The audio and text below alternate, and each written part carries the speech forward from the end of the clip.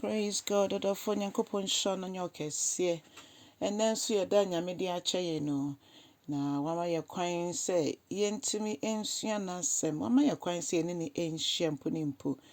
Ohene kese da wasene nso obambo no nhwe so pa. Yekodae no na eno ne se yekodae ye sorry ye no wabata nsa ne kita ye mo. Ye bompa ye ne de se tutu ya na mo ma yen ebra odi ye fa wasem. Wo Yesu Kristo di mo. And I am bompire. Hallelujah. Or from more quaba beam devout yes, Jimmy so. Or the friend Nancy see a befair king can some if you run for manner. It's do me no in chichemo and cronco see it you know. Mamma yinty radiant sem. Or see ma odo and manya chum enfra odo. Na po bonnet na ye papa. Na afe. Mama yendododo ye ho ewo onuado mu yemfa obuo ne nidie ema ye ho ma yemu ye ho enchen afoforo na afei no yemfa osiyo enye yedwuma afei yemfa ahopepre anase yemfa honhom oshobo ensom erade na yenenji ewo enidaso mu yen to yebo ase ewo ensohwe mu afei yen koswara enye mpaibofo o say afei yen koso na yen ye ho adoye na yenji ahoho yen pe ahoho yen so o say omo a omotaye no yen hira omo ai o say yen hira omo a omotaye emma yen nome Odofo yenka sese ye nyame mba ne adumi ebebemo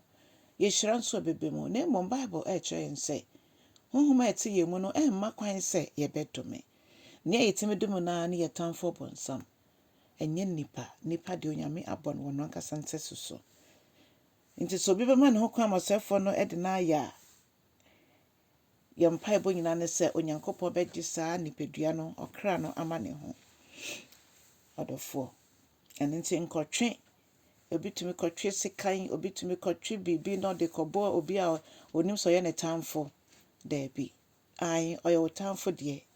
enokra niam a oye wo no ebi ho chese but Bible say shira endome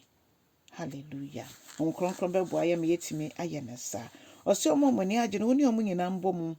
ndi ehurusie omo raho nso sara ye ni omo mbom mo renhro enho afei ose moma yenye adwenokro se ye gidifo se ye Kristo echidifo yenye adwenokro wonya mfa Yesu Kristo se orade ne okrache nkwamsew every na ne se ora no twen se yinyina yebehunu obompa ye bi ma na esuafo ose orade omo amaje omo yi enyi omo firi wiase ne mo mbo mo ho ban ewo wiase yim na bebia me wo no me pese omo soso omo wo ehobi nti Yesu hwe yen kwan ewo heaven say yebe mana betina ya brabo na nkronkron na ma ya hoden edi ye kan ewo ne ye bie mu ne Yesu yen sam nkronkron kan wa yentimi ye mu ba kokra mpo afi o say yem brebre ye ho ase ema ye ho ne mfa ye ni ensi niama ewo soro niama de ye beka kan eniama be ma ye hu onyankopon ni onyam emfa boni entua boni ka afei momodia ne nya adwene pa ewo wunua ho anase wankasa wunua nko ampo osi ni penyina ho se be ye nso a se ejina me ne wo so no osi ye ne ni penyina entena asomdwe mu na afei yenjai awireto no yenjama ono nyankopon kasa ono no otuaka edi maye ono no bekunye kwa maye yehu ye ntokwa kwa onko bi maye yehu yasem ka onke bi maye nja bibia ma no osese Ɔkɔm de wotamfo a mana aduane ni nsu kom de no nso a mana nsuo nom na wo ye na saa na wo boabo jansrama ano ekuna pampemo Odofo nyamesom yebeka say den de na so eden so esan say nkronkron wo ho so beboa yen ɔboa yɛn ne yɛtumi edi saa ensɛm nso a wobɛhu sɛ